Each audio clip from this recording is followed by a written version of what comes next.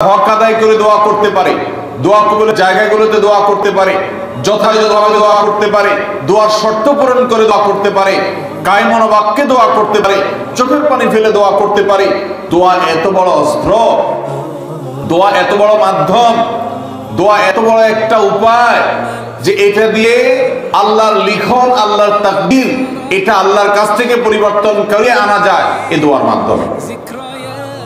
অথচ এই দোয়াও আমরা বেশি মানুষ করতে পারি না।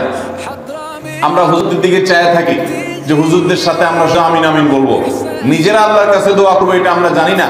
অথচ আল্লাহ বলেছেন উদউনি আস্তাজিব লাকুম, তোমরা আমার কাছে দোয়া করো, আমি তোমাদের দোয়া কবুল করব। অতএব ভাইরা আমার, আমরা আল্লাহ রাব্বুল আলামিনের কাছে আমাদের ভাগ্যে যেন ভালো কিছু লেখা হয়, সেজন্য আল্লাহর কাছে বেশি বেশি করে দোয়া করব। এবং আমাদের তাকদীরে যদি ক্ষতিকর কিছু থাকে তো সেটা যেন আমাদের ক্ষতি না করে আল্লাহ রাব্বুল আলামিন যেন আমাদের প্রতি রহম করেন, এই মর্মে আমরা যদি দোয়া করি তো দোয়ার মাধ্যমে আল্লাহ তাআলা তাকদীর পরিবর্তন করে। অবশ্য তাকদীরের মধ্যে দুইটা প্রকার আছে, একটা তাকদীরে মুবরাম আর একটা তাকদীরে গায়রে মুবরাম। তাকদীর গায়রে মুবরাম যেটা, সেটা তাকদীর দোয়ার মাধ্যমে ফয়সালা আল্লাহ পরিবর্তন করেন। মুবরাম যেটা পরিবর্তন করেন না, অর্থাৎ যেটা চূড়ান্ত করেছেন আল্লাহ তাআলা আগে থেকে, সেটা পরিবর্তন করেন না। তবে বান্দার হায়াতের ক্ষেত্রে কোন কোন হাদিস থেকে জানা যায় আল্লাহ রাব্বুল আলামিন কোন নেক আমলের ফলে দোয়ার মাধ্যমে আল্লাহ রাব্বুল আলামিন অনেক সময় সেটাকে পরিবর্তন করেন এবং সেটাতে বারাকা দান করেন। অতএব আমাদেরকে তাকদীর ভাগ্য যেন সুপ্রসন্ন হয়, আমাদের নসিব যেন ভালো হয়, আল্লাহ যেন ভালো কিছু দান করেন, সেজন্য শবে বরাতে রাত ভরে ইবাদত বন্দেগী এই জন্য নয়, বরং আমাদের ভাগ্যে ভালো কিছু হওয়ার জন্য বছর ধরে আমাদেরকে নেক আমল করতে হবে। এক রাতে ইবাদত বন্দেগী করলেন, সারা বছর কোন নফল নামাজ, ফরজ নামাজ, অন্যান্য ফরজ কাজ করলেন না, আর আপনি আশা করলেন যে আল্লাহ আপনার জন্য ভাগ্যে ভালো কিছু লিখে দিবে, এটা সঠিক নয়।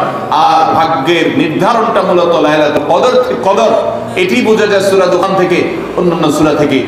অতএব আমাদের সবাইকে আমাদের ভাগে ভালো কিছু লেখার জন্য বেশি বেশি আমাদের ৫ ওয়াক্ত ফরজ নামাজ সহ আল্লাহর সমস্ত ফরজ বিধানগুলো মেনে চলতে হবে, হারাম এবং গুনাহের কাজগুলো থেকে বেঁচে চলতে হবে। এবং সেই সাথে আমাদের সবাইকে বেশি বেশি করে, বিশেষ করে নেককারদের কাতারে শামিল হতে হবে। আমি যত বেশি নেককার হতে পারবো, ওই যে নামাজে আত্মীয়তার মধ্যে নেককারদের দোয়া পাবো, আমার প্রতি শান্তি আল্লাহর ঋণী বর্ষিত হবে। এবং দ্বিতীয় আমল হলো বেশি বেশি করে আত্মীয় স্বজন, রক্ত সম্পর্কীয় যারা, তাদের সাথে বিশেষভাবে সুসম্পর্ক বজায় রাখতে হবে। সম্পর্ক নষ্ট করা যাবে না, সম্পর্ক ছিন্ন করা যাবে না। এবং তৃতীয় আমল হলো বেশি বেশি দোয়া করতে হবে। এই তিনও আমল যখন আমরা একযোগে চালাবো, একদিকে সাধারণ সব নেক আমল করবো, বিশেষভাবে আমি আত্মীয় স্বজনের সাথে সম্পর্ক বজায় রাখার চেষ্টা করব এবং আল্লাহর কাছে দোয়ার আমলটা বেশি বেশি করব, বরকত নাজিল হওয়ার মতো কাজগুলো বেশি বেশি করব।